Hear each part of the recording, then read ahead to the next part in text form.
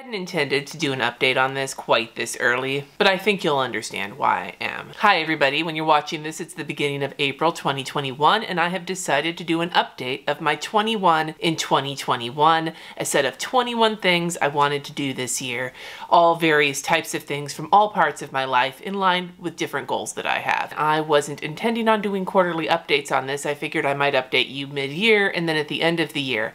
However, if you've watched my recent videos, you'll know that my husband found out at the end of January that we would be moving to Denver sometime early this summer. We are in the process right now of getting ready to sell our house. We have to buy a new house. We have to move. Our kids are coming with us. Interstate move. I live in Napa right now in California, so there's a lot going on, and some of these goals need a little bit of adjusting. So I thought rather than just adjust them, I would take you through all 21 of them, let you know where I stand on some of them, and let you know how I am adapting some of them. If you would like to watch the original 21 in 2021 video, I will leave it linked up above. Goal number 1. Read 100 books. That goal isn't changing, and I'm actually doing really well on it right now. I am ahead of schedule according to Goodreads. I am at 30 books, and I decided that I would not be reading more than half of them as rereads, and currently 8 out of the 30 are rereads, and all of the rest of them are new books. That's trucking right along. Now, this was mostly augmented by a really excellent January start, like most goals, am I right? Been just tooling right along, and I'm hoping that this push in the beginning of the year will help make up for when I'm probably not going to be doing as much reading when I'm trying to unpack a new house and get settled in a new state and everything else. Although we're going to be driving for 2 days to move out there with the cats, I might be taking some Dramamine and trying to read on the drive, although normally reading on drives makes me want to vom, so we'll see how that goes. Goal number 2 is my year of healthy habits. I was going to pick a healthy habit each month and try and follow through on that, and thus far I have been doing okay. About 66% feeling good about it. My first healthy habit was waking up at 6 a.m., at least on work days, and that one I did fairly well on that. I kind of gave myself like a 15-20 minute leeway there, but that one worked out okay. In February, I challenged myself to make breakfast every day, but like I said, we found out at the very end of January about the move, and I swear to God, February is a blur for me. I'm lucky that I survived February, and I did not make breakfast very often. And then this month was actually to spend a little bit of time each day on a course that I'm taking. It is a very intensive course on illustration and surface pattern design. I've been enjoying the shit out of it. I basically worked on it every single day in the month of March, except for most Saturdays, which was the day I really devoted to getting stuff done for moving. So I'm feeling very proud of myself. It's not done yet, but I am really enjoying the progress that I've made. I'm actually filming this update before I set my goals up for the month of April, so I'm not entirely certain what my healthy habit is going to be in April just yet. I think it's going to have something to do with steps. I guess we'll see, because that video will already be up when you watch this, so future Cindy will link it up above for you to find out. Oops. Editing Cindy here. I totally forgot about number 3, which is reading the Daily Stoic. I have been continuing with that thus far this year, and there have been a few days I've missed it, but I'll just catch up on it. So far, so good. Goal number 4 is to make art each week that is unrelated to work. I have been doing that, whether it's sketching or doodling or painting, whether it is creating stuff for this course that I'm taking or just making stuff for the hell of it. I have been doing stuff that is not directly related to any sort of freelance projects or anything like that, and it has been kind of keeping me grounded. I think if I challenged myself to make art every day, that would not have happened. Like knowing that at least once a week I spend some time just making something, even if it's just a little bit, even if it's 15 minutes in a week, it feels really good. So I'm so glad that I've been doing that. Number 5 is to call someone in my family once a week, and I have been doing this as well.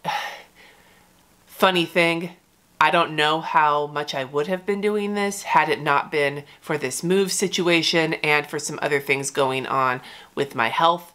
But hey, done is done, right? Number 6, write a will. Haven't started that yet. Kind of glad that we didn't, because it would have been, we would have had to update it when we moved, because if we had done it right now, we'd been doing it with this house, and we're going to be moving to a different state. So that's probably going to be a second half of 2021 kind of goal once we get settled into Colorado. Number 7 is to take an adventure every month, either with my husband or with my husband and the kids. And the adventures that we've been going on this month have not really been that adventurous, but we've been doing things together when we didn't have to do them together. Like he made his vaccine appointment at the same time I had an echocardiogram so that we could go to to the next town over for that. We decided to go to the dump together instead of one of us just going. So I'm counting that because we don't have a lot of time to go on big adventures right now. Wanting to be with each other because we like each other's company when we're doing things that require some more driving. I mean, that might be like kind of fudging it a little, but it's been pretty good for me because like we spend so much time in the house that just driving, you know, for half an hour to get to the doctor's office a few towns over feels pretty adventurous right now, especially if we get to stop at Sonic on the way. Number 8 is to host quarterly book clubs. That is something that we did this quarter. We read 2 books, Unfuck Your Habitat and The Invisible Life of Addie LaRue, a fiction and a nonfiction, and I'm not exactly sure when the next book club is going to happen because of the move and everything like that, so I don't know if quarterly book clubs is going to get adapted or not, but in the meantime, it's been fun so far. Number 9, memory keep each week. This is the first one that I'm feeling like about. You'd think I'd be memory keeping a hell of a lot while we're in the middle of this, but I didn't touch it in February, and I haven't touched it in March either. I know that I want to focus on doing a few things memory keeping wise here in California to like get pictures of our favorite places around Northern California and stuff like that, and I'm definitely going to be documenting a lot more over the next few months as I start to transition to doing a vlog once a week to make both content production for this channel easier and keeping a record of this whole process of relocating. So there is that. So memory keeping might look a little bit different for me, but I'm not sure when I'm going to pick up the little Hobonichi weeks again and start working in that because it's just, it's like that one thing that just feels like, oh, just one more thing. So for now, I'm not sure how that one's going to keep going, but I'm not taking it off the list. It just might not look exactly like I had intended it to. Number 10 is to find new creators each month. So that is something that's been going somewhat okay. I had somebody in January who does, Film Color Reference on Instagram who makes color palettes out of famous movie scenes. And then in February, towards the end of it, I found Yukiri Studies, who was the one who created the time tracking spread that was a big part of my favorites. You can watch that video to find out more. In March, I haven't really found somebody that I have nailed in on yet, mostly because I've been so busy with other things. So I might have to pick up 2 in April, but I'm feeling pretty good about the progression of that so far. So I'll catch up. I'll catch up on that one. Number 11 is the first one that's really taking a major hit with the move, and that is to have Jesse take my Etsy shop over. I have shown him all the things. I have made all of the Etsy documents and we got all some new inventory in, but we're not going to reopen the shop until after we get settled into Denver. And there's going to be some more stuff that's going to happen with that. Like I'm going to have a new office there. I don't know what it's going to be like for setting up. Jesse has this whole big change with his work going on that has to do with the whole relocation in the first place. We're like halfway there, but I don't know when exactly it's going to actually happen. So I'm not going to change this one. This one is probably the first one that has the biggest question mark around it. Number 12 was to file for an LLC. And while I did all the research and was so close to doing it, then again, we got the news about Denver and it's like, well, I'm glad I didn't do that yet because that would be a whole bunch of shit to have to change over like right after I did it. So much like the will, this one is getting punted to the second half of 2021, which is looking to be a busy second half of the year. Oh man, I'm tired already. Number 13 is when I actually get to check off the list, and that is to find a time tracking routine and stick to it. I did that this past month with the aforementioned Yukiri Studies time tracking spread in my bullet journal.